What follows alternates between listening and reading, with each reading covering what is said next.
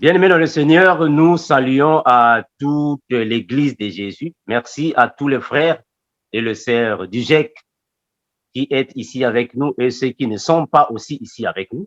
Aujourd'hui, nous allons alors répondre à la question de l'enfant de notre bien-aimée, la sœur Marjolaine. Le frère Landry, est-ce que c'était un jeune garçon, une jeune fille qui a posé cette question pour savoir si Jésus est l'avocat? Le micro est fermé. Ah, c'est une fillette de 12 ans. Ah, ok, une fillette de 2 ans, ok.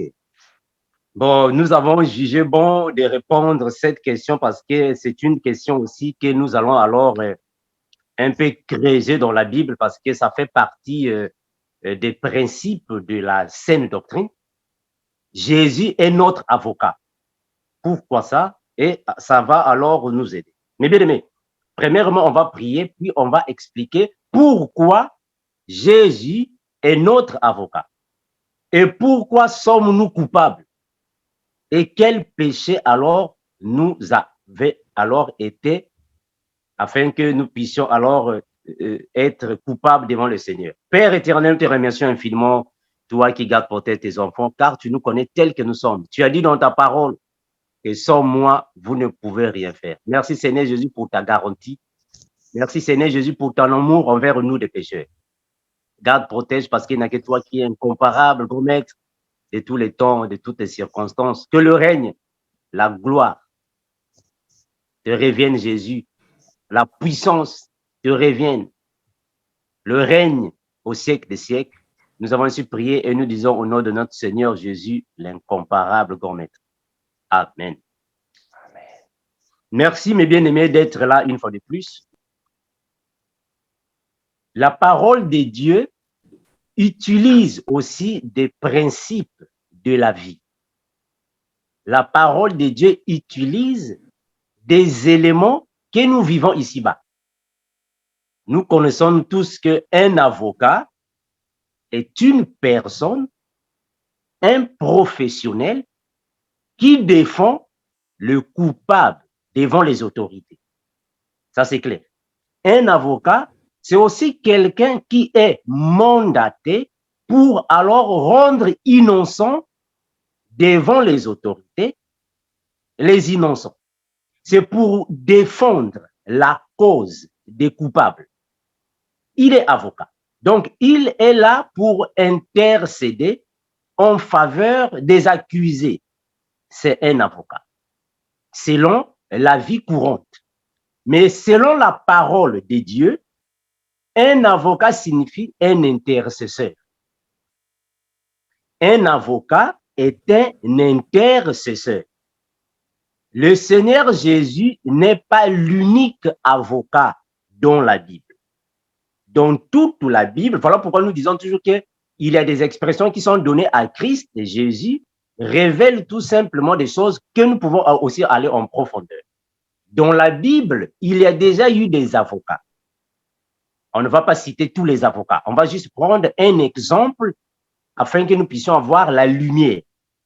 Notre père Abraham était aussi un avocat, un intercesseur. Parce que le frère Landry va nous aider avec la lecture biblique. Frère Landry, nous sommes dans Exode. Nous sommes dans Exode, le chapitre 18. On va commencer à partir du verset 20. On va voir là où notre père Abraham est en train de jouer le rôle d'un avocat. Genèse 18, on commence à partir du verset 20. Genèse 18, verset 20, il est écrit « Enseigne-leur les ordonnances et les lois, et fais-leur connaître le chemin qu'ils doivent suivre et ce qu'ils doivent faire. » Ok, donc là nous sommes avec... non, tu as pris Genèse, non? Ça va, non? C'est mieux. Hein? Non, Exode, frère. Bon, commençons avec Genèse. Après, on va descendre avec Moïse. Il n'y a pas de souci. Ok. Genèse. Prenons Genèse 18 et le verset 20. Commençons d'abord avec Abraham, après la mort de Genèse 18, 20. Genèse 18, verset 20. Mhm. Et l'Éternel dit, le cri contre Sodome et Gomorrhe s'est accru, et leur péché est énorme. Voilà. Amen, mon C'est-à-dire frère. que, comprenons, mes bien-aimés, que Sodome et Gomorrhe ont commis beaucoup de crimes. Et le Seigneur lui dit que non, c'en est de trop. Il faut que je fasse alors mon apparition. Là, le Seigneur est descendu avec ses anges pour alors rendre les jugements à Sodome et Gomorrhe. Mais Abraham était là comme étant un avocat. Il était là en train de défendre un innocent qui était dans Sodome là-bas, qui était rien d'autre que Lot. Donc, Abraham est en train d'intercéder. C'est ça un avocat. Il est en train d'intercéder pour Lot et sa famille. Continue, mes frères. Qu'est-ce qu'il dit? Verset 21. C'est pourquoi je vais descendre et je verrai s'ils ont agi entièrement selon le bruit venu jusqu'à moi. Et si cela n'est pas, je le saurai. Continue, mon frère. Vas-y. Verset 22. Les hommes s'éloignèrent et allèrent vers Sodome.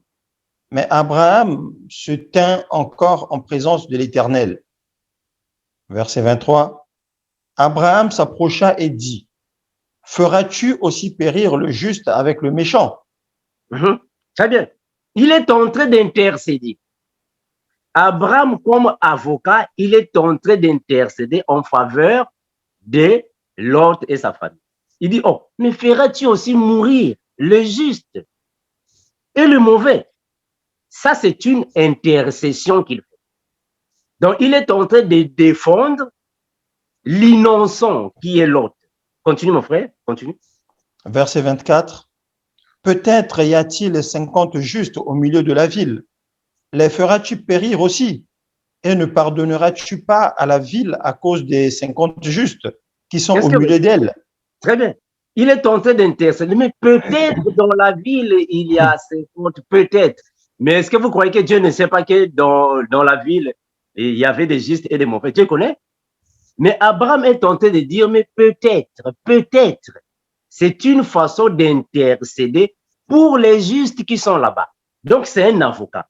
Il est en train de défendre le juste. Il est en train de plaider pour la cause des justes. Continue, mon frère. Verset 25. Faire mourir le juste avec le méchant, en sorte qu'il en soit du juste comme du méchant. Loin de toi cette manière d'agir, loin de toi. Celui qui juge toute la terre n'exercera-t-il pas la justice? Est-ce que vous voyez ça? Est-ce que vous voyez ce qu'Abraham est en train de dire à Dieu? Il est en train de défendre le juste. C'est ça un avocat. Ça, c'est le rôle d'un avocat. Il défend le coupable devant les autorités. Ici, l'autorité, c'est Dieu. L'autorité, c'est Dieu.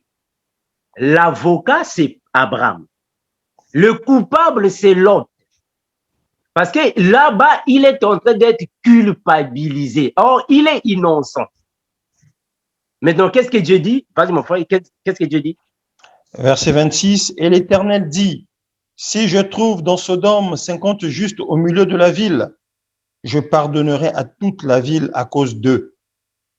Est-ce que vous entendez maintenant la parole de l'autorité? Puisque l'avocat a parlé, l'autorité maintenant dit, bon, ok, ça va, j'ai été écouté. Si je trouve dans la ville, il y a 50 justes, alors je vais les pardonner. Mais si je ne le trouve pas, qu'est-ce que je ferai? Je vais frapper. C'est ça qu'on appelle un intercesseur, un avocat, selon la parole. Alors, vous allez continuer ça à la maison. On ne peut pas prendre beaucoup de temps parce que quand nous prenons même le verset 27, Abraham a même osé d'aller au-delà. Continue, mon frère. Qu'est-ce qu'Abraham dit, le verset 27? Le verset 27, Abraham reprit et dit, voici, j'ai osé parler au Seigneur, moi qui ne suis que poudre et cendre. Peut-être des 50 justes en manquera-t-il 5. Pour 5, détruiras-tu toute la ville? Et l'Éternel dit, je ne détruirai point si j'y trouve 45 justes. Est-ce que vous voyez là où Abraham veut arriver? Abraham était conscient que ce peuple-là, parmi ce peuple, il y avait des coupables. Mais il veut diminuer le nombre juste pour arriver à son neveu Lot. Parce qu'il est là pour défendre Lot. Ça, c'est un avocat, selon la parole. Un intercesseur ou un médiateur. C'est un avocat. Maintenant, regardons ce que Moïse a fait. Nous sommes dans Exode chapitre 32. Si vous pouvez continuer la lecture à la maison, ça va aider. Nous sommes ici juste en train de donner une idée. Exode chapitre 32, le verset 30 à 35. Exode 32, 30 à 35. S'il vous plaît, mes bien-aimés, est-ce que nous pouvons fermer nos micros pour éviter qu'il y ait alors les échos? Il est écrit, le lendemain, Moïse dit au peuple, vous avez commis un grand péché. Je vais maintenant monter vers l'Éternel. J'obtiendrai peut-être le pardon de votre péché. Est-ce que vous voyez ça? Le peuple d'Israël a commis un péché. Mais Dieu va frapper. Mais qu'est-ce que Moïse dit? Il dit, ok, ça va, vous avez commis un péché, alors je dois aller auprès de Dieu. Peut-être j'obtiendrai, ou vous obtiendrez miséricorde. Mais parce que c'est lui qui est l'avocat. C'est Moïse qui est l'intermédiaire, ou soit le médiateur entre Dieu et le peuple d'Israël. Donc, il est avocat. Il est en train de défendre la cause des enfants d'Israël. C'est ça un avocat, selon la parole. Un intercesseur, c'est lui qui défend pour la cause des autres. C'est lui qui défend les autres pour ne pas alors être frappé. Voilà pourquoi aujourd'hui, nous aussi, nous intercédons pour nos frères. Nous prions pour nos frères, nos sœurs, nos enfants, nos mamans, nos papas. Nous prions pour eux parce que nous sommes aussi des avocats, des intercesseurs, des médiateurs. Est-ce que vous voyez ça? On va arriver pourquoi Jésus est le médiateur. J'espère qu'on commence à avoir une idée. Pourquoi Jésus est médiateur? On continue, frère. Frère Londi, on peut continuer. Verset 31. Moïse retourna vers l'Éternel et dit, ah, ce peuple a commis un grand péché. Ils se sont fait un Dieu d'or. Verset 32. Pardonne maintenant leurs péchés. Sinon, efface-moi de ton livre que tu as écrit. Est-ce que vous voyez le risque? Hein, mes bien-aimés? Est-ce que vous voyez le risque que Moïse prend ici? Il va dire à Dieu, pardonne ce peuple. Si tu ne pardonnes pas ce peuple, alors efface mon nom dans le livre de vie. C'est un risque que Moïse est en. C'est ça un avocat. Un avocat, c'est celui qui prend tous les risques pour défendre un coupable. C'est celui qui prend tous les risques pour alors défendre une personne selon sa volonté, sa bonté, son pardon. Il doit aller aux autorités. C'est ça un avocat. Est-ce que vous voyez ça? Donc, Moïse est en train de défendre le péché commis les enfants d'Israël. Mais qu'est-ce qui se passe malheureusement? Qu'est-ce qui se passe? Continue, mon frère. Verset 33. L'Éternel dit à Moïse, c'est celui qui a péché contre moi que j'effacerai de mon livre. Verset 34. Va donc, conduis le peuple où je t'ai dit, voici mon ange marchera devant toi. Mais au jour de ma vengeance, je les punirai de leurs péchés. L'Éternel frappa le peuple parce qu'il avait fait le veau fabriqué par Aaron. Ah, donc nous comprenons, mes bien-aimés, que quand Abraham a assuré là-bas la médiation, Dieu a quand même frappé. Et quand Moïse aussi essaie d'assurer la médiation, malheureusement, Dieu a quand même frappé. Est-ce que vous voyez ça? Moïse a dit, si tu punis ce peuple, alors enlève mon nom dans ton livre de vie. Moïse a essayé de défendre le peuple d'Israël. Mais Dieu a dit non, non, non, c'est lui qui a péché, c'est lui que je vais effacer. Et Dieu a toujours, il a quand même frappé malgré que Moïse est venu défendre les enfants d'Israël. Est-ce que vous voyez ça? D'où nous avons les avocats dans l'ancienne alliance. Mais Jésus, lui, quand il vient, il est avocat par excellence. Jésus est l'unique voix que Dieu peut écouter. Est-ce que vous voyez ça? Voilà pourquoi il est la parole de Dieu. Et qu'est-ce qu'on nous dit dans Jean 3,16? On dit quoi là-bas, mon frère? Jean 3,16 dit quoi? Car Dieu a tant aimé le monde. Jean 3,16. Quand Dieu a tant aimé le monde. Alors, donc, Jean 3,16, car Dieu a tant aimé le monde qu'il a donné son Fils unique, afin que quiconque croit en lui ne périsse point, mais qu'il ait la vie éternelle. Gloire à Jésus. Puisque les avocats, les intercesseurs, ou soit les médiateurs de l'ancienne alliance, ou soit depuis la création, ont essayé de convaincre Dieu. Mais malheureusement, les oreilles de Dieu n'écoutent personne si ce n'est pas Jésus. Si tu n'as pas Jésus, Dieu ne peut pas t'écouter. Voilà pourquoi nous, quand nous prions, quand notre voix monte là-bas au ciel, Dieu n'écoute pas notre voix. Lui, il voit son fils. Est-ce que nous sommes là? Il voit son fils. Quand il voit son fils, c'est alors qu'il écoute la voix. Alors Jésus, lui, il est le médiateur par excellence. Parce qu'il est l'unique qui écoute Dieu. Depuis le temps d'Adam et Ève dans le jardin, jusqu'à aujourd'hui, il n'y a que Jésus qui peut effacer tous les péchés du monde. Parce qu'il est l'unique que Dieu peut écouter. Parce que nous comprenons qu'il est Dieu lui-même, parce que Dieu ne peut qu'écouter lui-même. Ça, c'est clair. D'où nous comprenons que c'est lui, Jésus, qui est venu dans le monde avec le ministère de la réconciliation. Là, nous sommes dans 2 Corinthiens 5, 18. 2 Corinthiens 5, 18.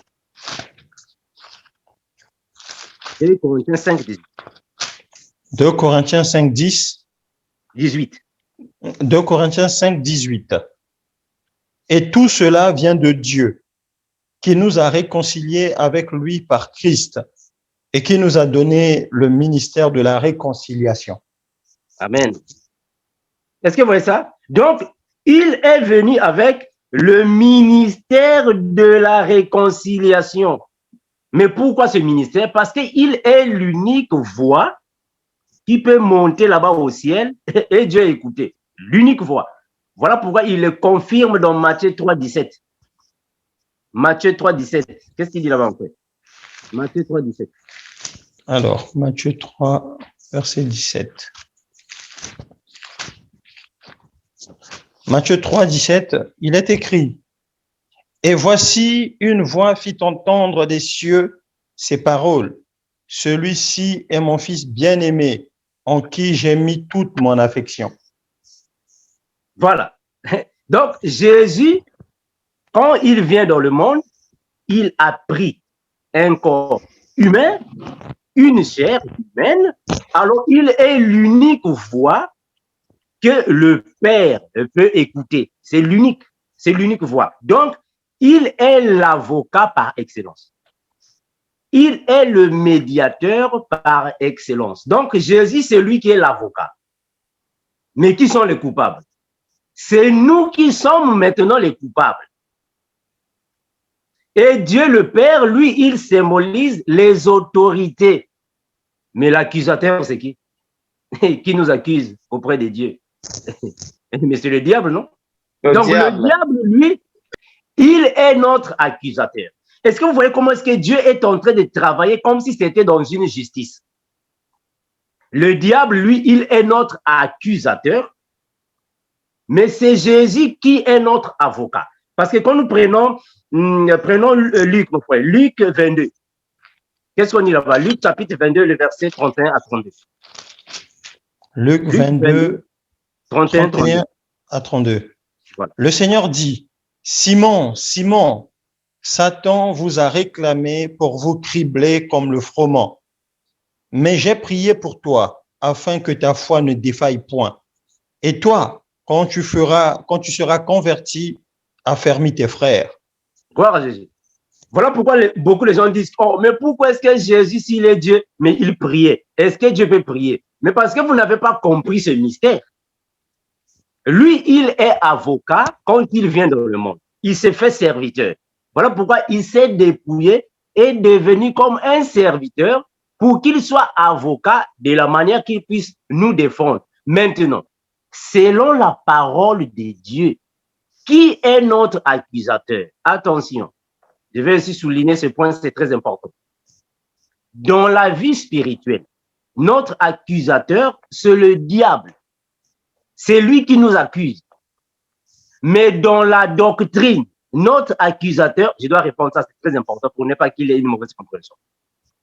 Dans la vie spirituelle, notre accusateur, c'est le diable. Notre avocat, c'est Jésus. Mais selon la doctrine, notre accusateur, c'est la loi de Moïse. La loi de Moïse est notre accusateur. Attention, quand on parle de la loi de Moïse, on ne fait pas allusion à Moïse comme la personne, mais c'est la constitution que Moïse a mis en place. Est-ce que vous voyez ça? Donc, Moïse, lui, il est comme l'accusateur des enfants de Dieu. Ce n'est pas nous qui le disons, c'est la Bible. Nous sommes dans Jean chapitre 5, le verset 45. Jean 5, 45. Jean 5, 45. Jean 5, 45. Oui. Ne pensez pas que moi, je vous accuserai devant le Père. Celui qui vous accuse, c'est Moïse, en qui vous avez mis votre espérance. Ah, Jésus est en train de confirmer. Ne pensez pas que moi, je vous accuserai. Celui qui vous accuse, c'est Moïse. Mais est-ce que Moïse est devenu un sataniste, un démon? Non. Il le dit par rapport à l'ignorance de la connaissance. Quand il dit que c'est Moïse qui accuse, c'est par rapport aux ordonnances, aux prescriptions données à Moïse, qui n'étaient que l'ombre de la réalité. Donc, dans la parole ici, l'accusateur, c'est la loi de Moïse. Jésus, lui, il vient pour nous sauver de cette loi. Là, nous sommes dans Jean 8, 5, frère. Jean 8, 5 à 9. Qu'est-ce qu'on dit là-bas? Ici, nous allons voir déjà une sorte d'accusation. Une accusation. Jean 8, 5 à 9. Moïse, dans la loi, nous a ordonné de lapider de telles femmes. Toi donc, que dis-tu? Il disait cela pour l'éprouver, afin de pouvoir l'accuser. Mais Jésus, s'étant baissé, écrivait avec le doigt sur la terre.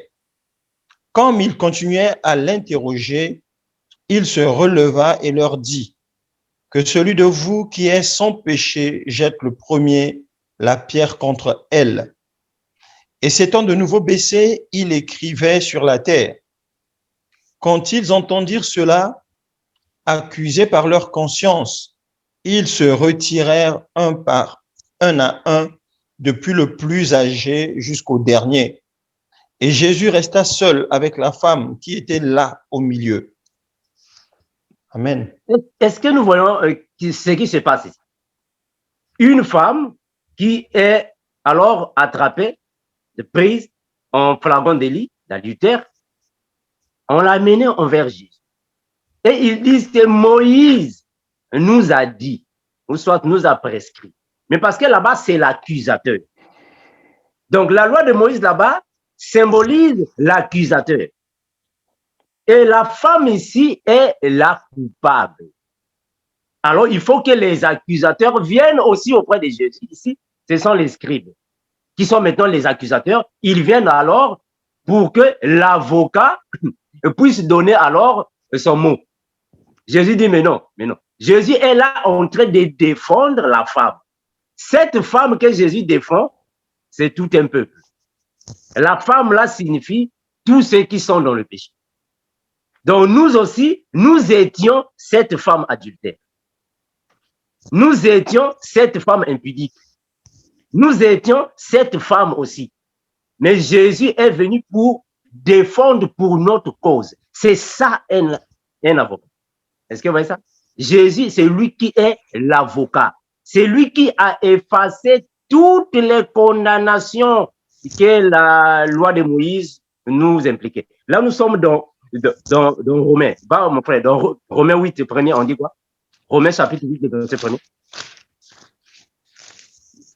Romains 8, chapitre 1er. Il n'y a donc maintenant aucune condamnation pour ceux qui sont en Jésus-Christ. Gloire à Jésus.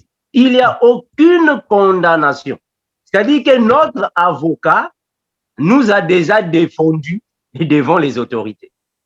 Est-ce que vous voyez ça? Donc, nous qui étions coupables, maintenant nous sommes les innocents.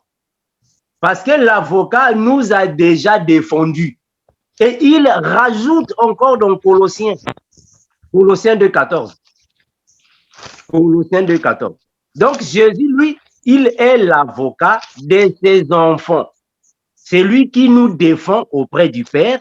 Quand nous commettons un péché, on va auprès de lui afin que le Père ne puisse pas alors frapper sur nous parce que nous sommes des coupables. C'est lui qui est l'avocat. Et ceux qui nous accusent, c'est eux alors qui sont alors symbolisés ici comme le diable, Satan.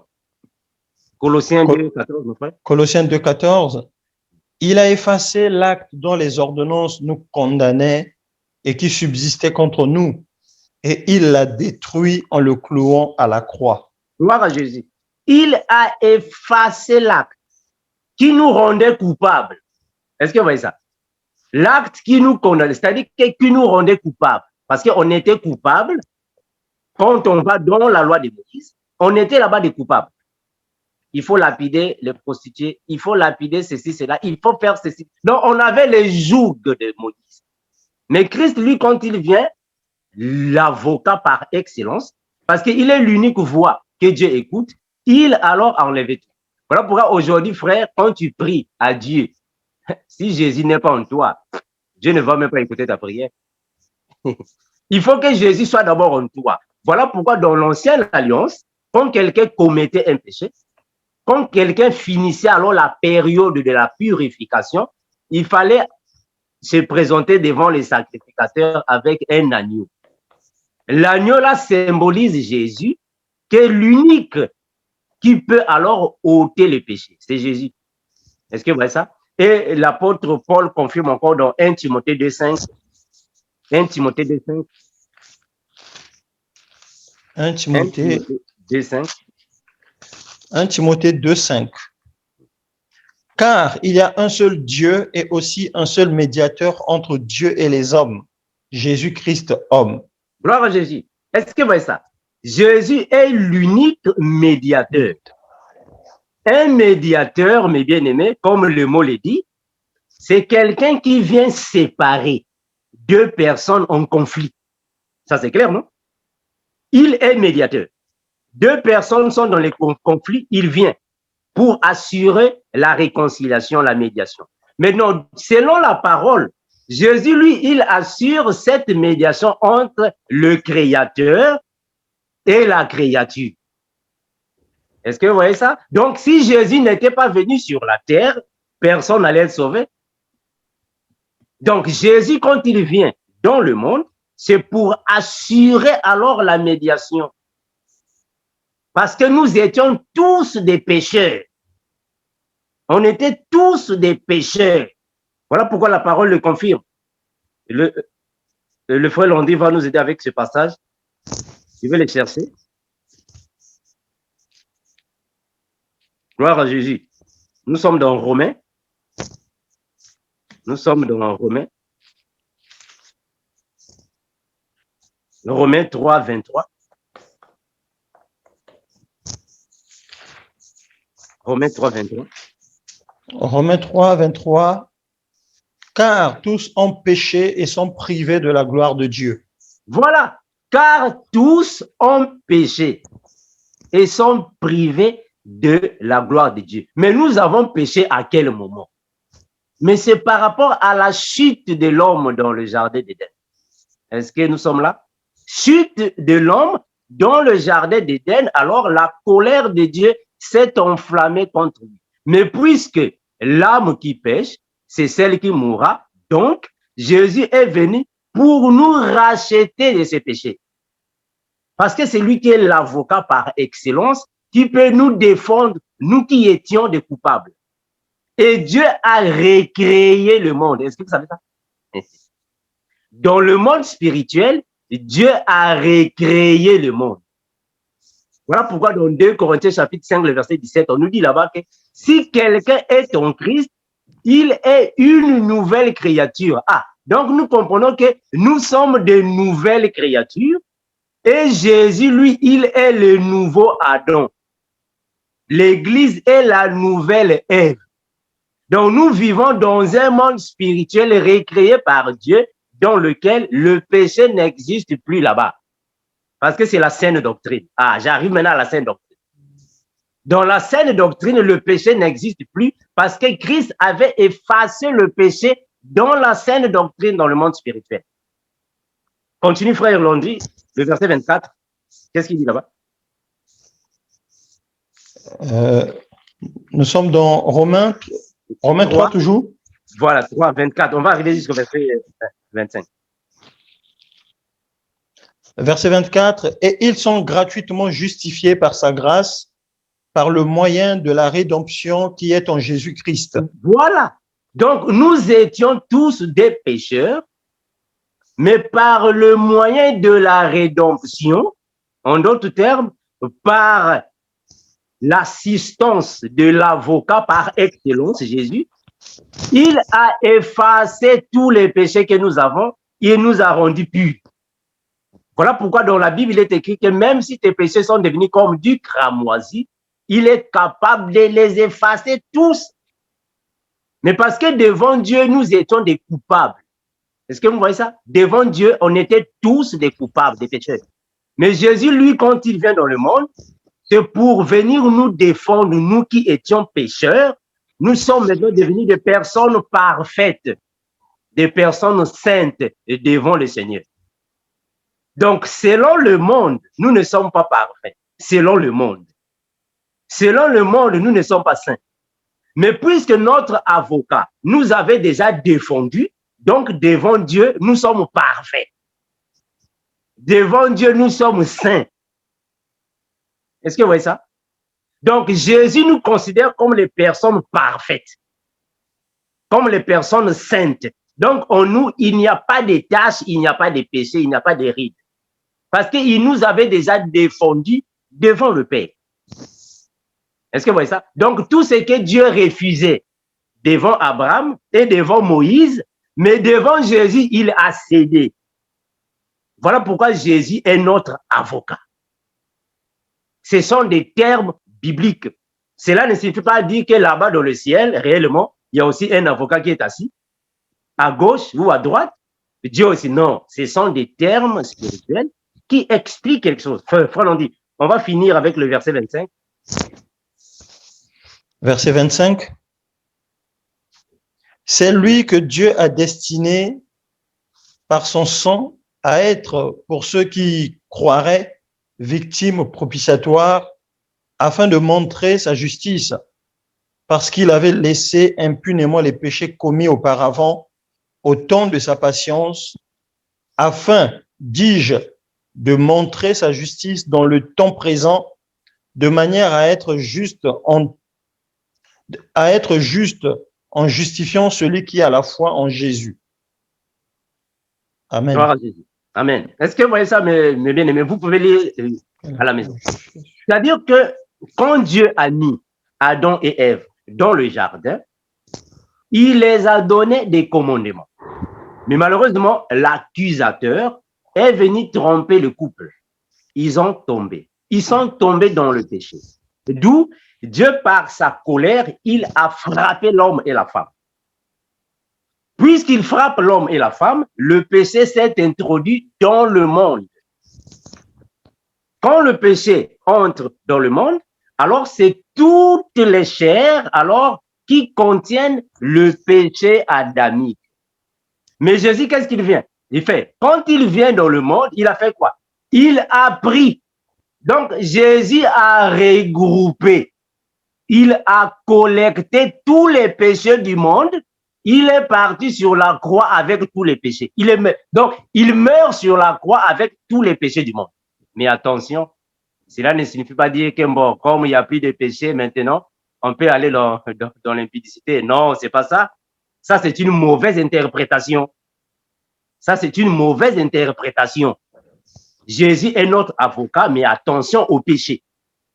Voilà, donc ça, c'est ce qui signifie pourquoi Jésus est notre avocat, parce qu'il est le médiateur entre le Père et ses fils, le Créateur et la créature.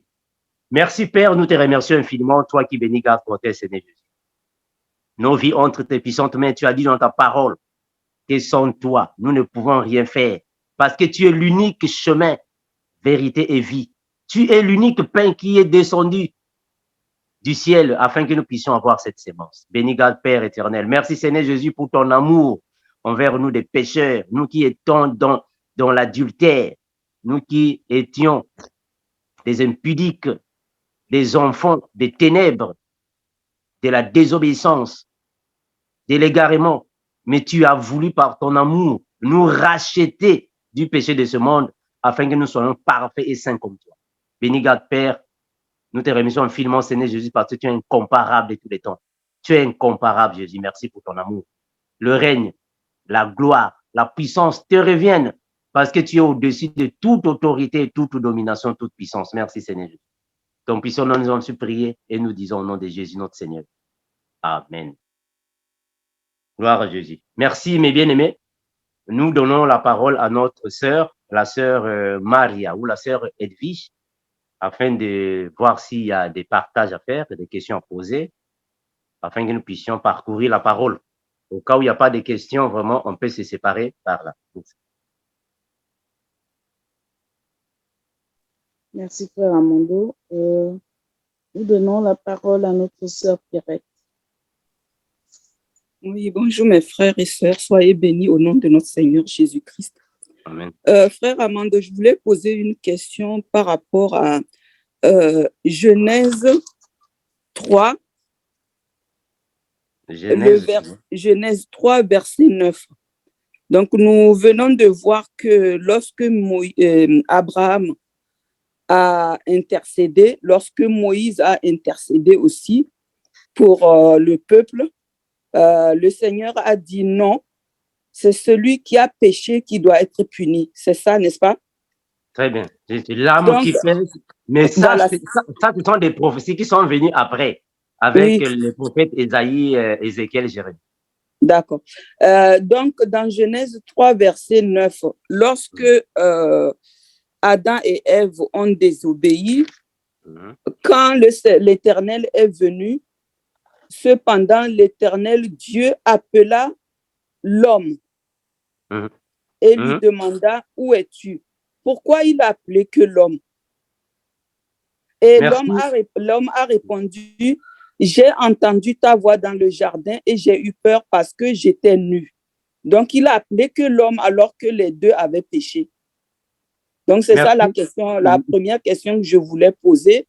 Et je pose en même temps la deuxième. Voilà, ma sœur, pardon, est-ce qu'on peut d'abord répondre à la première pour ne pas perdre le fil direct? D'accord, très bien. Merci, mon frère. Sois béni. Bon, mes bien-aimés, nous disons les mêmes choses presque chaque fois, que cela va alors contribuer à l'avancement de l'Église, ce qui est aussi important. En réalité, quand Dieu crée le jardin, il a mis là-bas Adam, c'est fini. On est tous d'accord avec ça. Dieu, quand il crée le jardin, il met là-bas Adam, c'est fini. Si Dieu, là je suis dans la parole, je suis dans la Bible, je suis dans la parole. Si Dieu a créé Ève, c'est parce que l'homme était isolé. Dieu a créé la femme parce que l'homme était isolé. Parce que la Bible le confirme dans Genèse chapitre 2, le verset 18. il n'est pas bon que l'homme soit seul, je lui ferai. En d'autres termes, il n'est pas bon qu'il soit isolé, je lui donnerai une femme. Alors, quand Dieu les place, c'est l'homme qui est le chef de la femme. Alors, quand Dieu vient parler à un couple, Dieu parle à l'homme. Parce que c'est l'homme qui est le chef. C'est la même chose dans l'Église. Quand Dieu veut réprimander, il parle aux 5 ministères. C'est la même chose qui se passe ici. Donc, Dieu vient parler à l'homme parce que c'est lui qui est le chef de la femme. C'est l'homme qui parlera à son tour à sa femme. Parce que c'est Dieu qui a donné la responsabilité du jardin à Adam. Dieu n'a pas dit à Adam et Ève, vous cultiverez le jardin. Non, non. Il a dit à Adam, Adam, tu cultiveras le jardin et tu prendras soin de la nature. À Adam. Il n'a pas dit ça à Ève. Il a dit à Adam. D'où il doit s'adresser à Adam. Alors Dieu s'énerve quand il demande à Adam, mais quand tu fais, où es-tu? Et Adam, lui, il renvoie la balle à la femme. C'est là maintenant qui énerve Dieu. Or, Dieu n'aime pas qu'on se justifie. Mes frères, il faut comprendre ça, c'est très important. Même à nous. Dieu n'aime pas que quelqu'un se justifie. Il ne faut jamais se justifier devant Dieu. Quand tu commets un péché, oh mais non, bon, mais parce que j'étais en train de regarder les films porno. Parce que non, non, Dieu n'aime pas que tu te rectifies. Toi, tu dois accepter ta culpabilité. Quand Dieu demande à Adam, qu'as-tu fait? Qui t'a dit que tu es nu? Adam renvoie tout à la femme, mais c'est la femme, voilà. Et il demande à la femme, mais c'est le serpent, voilà. Je vais maudire vous tous. C'est ce qui s'est passé dans le jardin. Ça va? Mais normalement, Adam pouvait bien protéger sa femme. Mais c'est ce qu'il n'a pas fait. Il n'a pas protégé sa femme. Il a plutôt dévoilé sa femme. Non, mais c'est la femme que tu as mis à côté de moi. Donc, il voulait dire que, oh, mais c'est toi qui es coupable parce que c'est toi qui as mis la femme devant moi. Est-ce que vous voyez ça? Je dis, ok, ça va, puisque c'est comme ça, alors, je vais maudire maintenant vous tous. Et toi, l'homme, et la femme, et le serpent, et le sol. Ça va, ma sœur Pierrette? Maintenant, tu peux poser ta deuxième question. Très bien, bien compris. Merci, mon frère. Que signifie la nudité bibliquement? C'est quoi? Nudité, est-ce que c'est la nudité physique ou c'est autre, ça signifie autre chose? Quand il dit j'étais nu. Bon, tu parles bibliquement, non? Ça va, non? Oui, oui, bibliquement. Ok. Bon, en fait, quand on dit bibliquement, c'est ce qui veut dire spirituellement. Parce que la Bible avait été inspirée par l'Esprit. Ça va, non? On est d'accord? Oui. Voilà. Quand Dieu dit que, qui t'a dit que tu es nu? C'est-à-dire la nudité, ici, c'est le péché. La nudité, c'est, bon, on va expliquer ça terre à terre. Une personne, avant d'être nue, qu'est-ce que la personne fait? La personne se déshabille. Ça va, non? La personne enlève les habits et met de côté. Maintenant, spirituellement parlant, si tu as Jésus-Christ, tu es habillé. Quand tu n'as pas Jésus, quand Jésus te quitte, alors tu te déshabilles.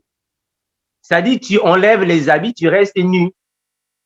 C'est-à-dire que tu es dans le péché. Tu n'as pas Jésus en toi.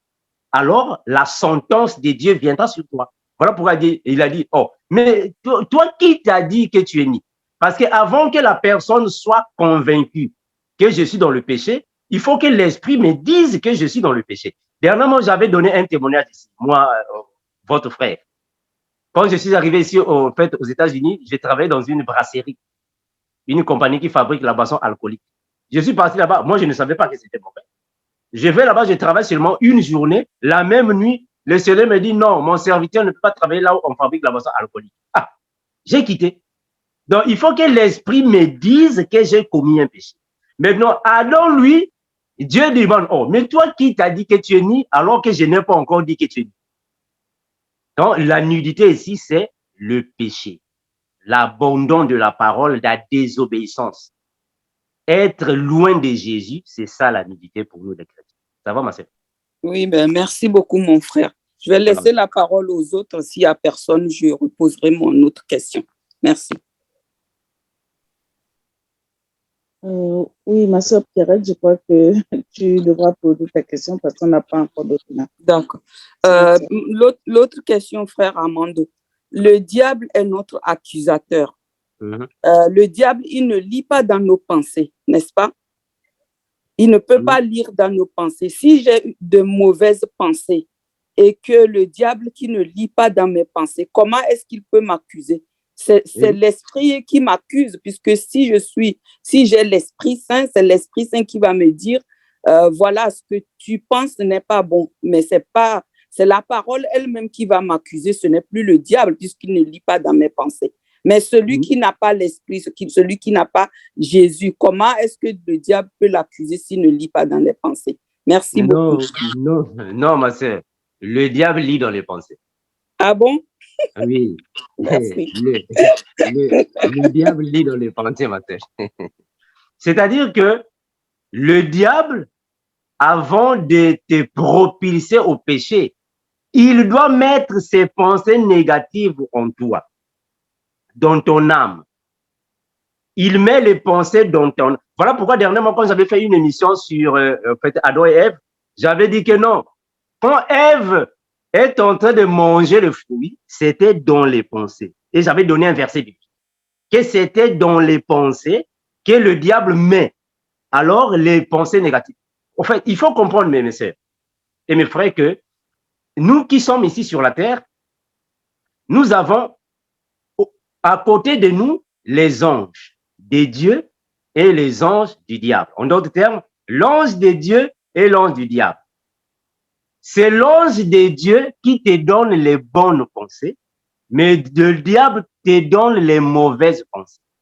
Parce que remarquons une chose, quand Moïse meurt, automatiquement, l'ange Michael, ou l'archange Michael, est venu là-bas avec Satan pour alors venir disputer sur le corps de Moïse. Bon, comment est-ce que le diable a su que Moïse est parti? Mais parce que lui aussi, il est dans les pensées. Il est dans les pensées. Il donne les mauvaises pensées afin de détourner l'homme. Donc, le diable tente dans les pensées. Voilà pourquoi dernièrement, on avait dit que quand Jésus monte sur la montagne, il fait 40 jours et 40 nuits, et le diable vient tenter Jésus. Ce n'est pas personnellement, c'est dans les pensées. C'est dans les pensées. Ça va, ma sœur? Merci beaucoup, frère Armando. Sois béni, mon frère. Merci, ma sœur. La sœur Edwige. Nous n'avons pas de main levée. Ok, mais merci, mes bien-aimés, on s'arrête par là. Merci, mes bien-aimés. Comme nous disons d'habitude, que ceux qui sont ici dans le GEC pour la toute première fois, s'il y a des commentaires à faire, des suggestions, des questions à poser en privé, ou soit s'il y a des situations en privé pour être résolues avec l'aide des frères, vraiment, le frère Landry, notre administrateur, est là. Appelez le frère Landry. Appelez aussi le groupe des intercesseurs pour des prières, l'équipe des délivrances pour des prières aussi, pour les enseignements, vraiment, appelez-nous. Aussi, ceux qui ont des enfants, appelez alors les prédicateurs de la jeunesse, afin que nous puissions alors tous être en accord avec la parole. Merci mes frères. J'espère que nous allons nous arrêter. Nous avons deux mains levées. Notre sœur Louise et puis la sœur Orokia. Sœur Louise, à toi la parole. Bonsoir la famille. Salut, monsieur. S'il vous plaît, ma question n'est pas pour la prédication d'aujourd'hui. Je vais demander à mon frère Armando pour le problème de Paul. Parce que j'ai lu ici dans 1 Samuel 18 à mon temps que la fin de Paul n'était pas bon, alors que Paul était une personne qui servait beaucoup Dieu, mais sa fin est devenue là où Dieu a cherché, il a envoyé Samuel pour aller oindre David. Et Saül a cherché. Mais tu parles du roi Saoul, ça va? Si. Parce que j'ai vu que sa fin est devenue, n'était plus bien. Et je voulais savoir pourquoi sa fin est devenue comme ça. Ok, bon, nous savons nous tous, mes bien-aimés, que dans la Bible, c'est bien confirmé que le Seigneur avait rejeté Saoul. Nous savons tous que Saoul était un choisi de Dieu. Bon, bien que c'était par la pression du peuple d'Israël, mais quand même, Dieu avait envoyé le prophète Samuel pour aller oindre Saoul afin qu'il soit le roi d'Israël. Mais bien après, il s'était détourné de la voie de Dieu. Et Dieu l'a rejeté. C'est ce qui s'est passé avec Saoul. Dieu l'avait rejeté. Et même à la fin, il est même parti consulter une femme qui faisait la divination. Donc, il s'est vraiment écarté de la parole. Il est parti même chez une femme prophétesse du diable. Et c'est à partir de tout ça que Dieu avait fermé ses oreilles. Il n'écoutait plus Saoul. Donc, il s'était détourné de la voie de Dieu et Dieu l'a rejeté. Voilà pourquoi on a toujours dit ici, il faut faire attention. Ce n'est pas parce que, bon, moi je suis chrétien, bon, je peux faire tout ce que je veux. Attention, non, c'est pas ça. C'est pas ça, c'est ce que nous avons dit ici. Ce n'est pas parce que Jésus est parti sur la croix avec tous les péchés du monde, alors il n'y a plus de péchés ici sur la terre. Maintenant, on peut pour nous aller dans les boîtes de nuit. Non, c'est pas ça. Si tu te détournes de la voie de Dieu, soit Dieu va te châtier pour que tu reviennes, ou soit Dieu va te rejeter. Et c'est biblique. Donc, ma sœur, Dieu avait rejeté Saoul. Ah, merci, ma sœur. Ok, merci, mon frère. La sœur Edwige. Oui, merci, sœur Louise. Sœur Aurore qui attend la parole. Merci, ma sœur. Oui, frère Armando, je voulais comprendre de l'accusation. On a le diable qui nous accuse et après, j'ai entendu pour les Moïse. On a deux accusateurs ou une? Bon, on a bien dit, mais bien aimé, il ne faut pas que cela soit un obstacle à notre compréhension. On a dit que nous, les humains, ici sur la terre, nous avons un accusateur dans le monde spirituel. C'est le diable. Le diable, lui, il nous accuse dans le monde spirituel. Mais quand nous venons dans les Écritures, l'accusateur dans les Écritures, c'est la loi de Moïse. Ok. Donc, la loi de Moïse par rapport aux condamnations, aux prescriptions, aux lois de Moïse. Parce que dans la loi de Moïse, il y avait les lois cérémonielles, civiles, morales. Alors, toutes ces lois, il y a des commandements qui nous accusent, qui nous accusaient, que le Seigneur nous a libérés. Attention, on ne dit pas ici que Moïse est un sataniste. Non, c'est pas ça. Il faut bien comprendre là-bas. Parce que Moïse était un saint de Dieu, un homme qui sera avec nous dans le paradis.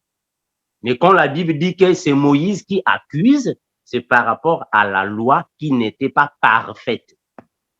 Merci, ma sœur. Merci. La sœur Edwige.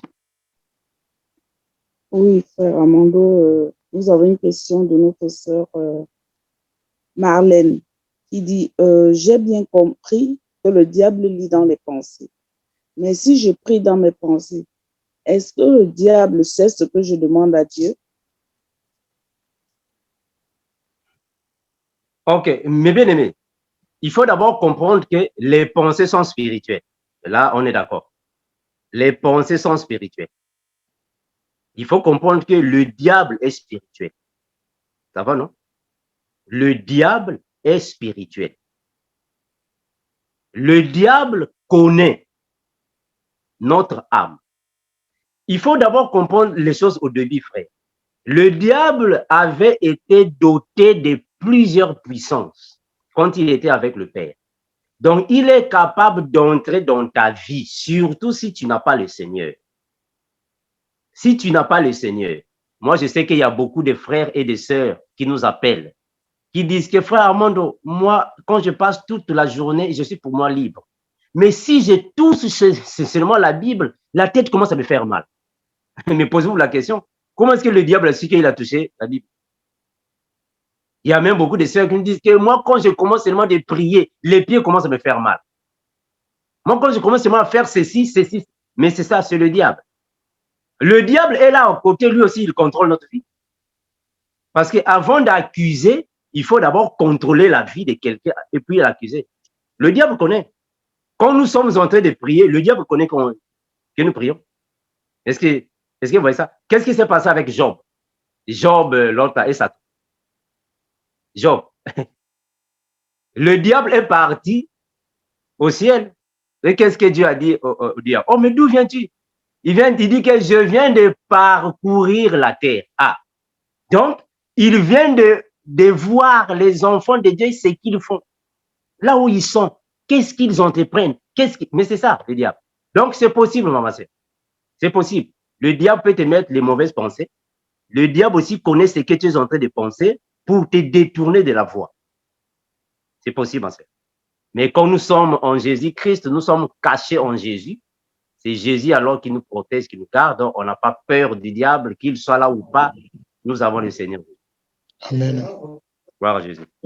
Ouais, frère Armando, ouais, oui, frère Armando, je voulais ajouter, cela ne veut pas dire que, pour la sœur, cela ne veut pas dire que Satan est omniprésent partout. Hein. Il n'est pas comme Dieu. Il a ses agents, ses démons qui opèrent. C'est ce que le frère Armando a dit. Nous avons les anges de Dieu et il y a aussi les anges de Satan qui nous guettent. Ils cherchent nos âmes. Ils sont là pour la destruction de nos âmes. Donc, cela ne veut pas dire que Satan est omniprésent comme Dieu est omniprésent. C'est un peu ça que je voulais ajouter. Merci, frère. Bienvenue. Que le Seigneur te bénisse. Je ne sais pas s'il y a encore des interventions. Oui, il y a la sœur Nelly qui avait une question. Je ne sais pas si c'est exactement les mêmes choses qu'elle voulait dire, mais bon. Sœur Nelly. Oui, c'est la même chose, ma soeur. C'est ce que le frère bienvenu vient de préciser. C'était tout. Gloire à Jésus. Merci, mes bien-aimés. Mes frères, est-ce qu'il y a encore quelque chose à partager pour l'édification de l'Église? Ok, voilà. Donc, on va se séparer par là. On s'arrête par ici, mes frères. Nous allons nous séparer. On va prier pour que nous puissions dire au revoir. Prions au nom de Jésus. Père éternel, nous te remercions infiniment, toi qui bénis God protège. Tu es avec nous, Père, nous te remercions infiniment, sois avec mes frères, mes sœurs, partout là où nous pouvons être, Seigneur Jésus. Garde tes enfants, Seigneur Jésus, car il n'y a que toi qui nous fortifie. Merci, Seigneur Jésus, car sans toi, nous ne pouvons rien faire. Sois avec nous encore et toujours, partout, Père, fortifie-nous, afin que nous puissions comprendre ta parole telle qu'elle est. Bénis God protège, ton magnifique nom, Seigneur Jésus, nous avons prié et nous disons à ton puissant nom, l'incomparable Maître. Amen. Amen. Merci, mes bien-aimés. À nous revoir le week-end prochain. Ciao, ciao.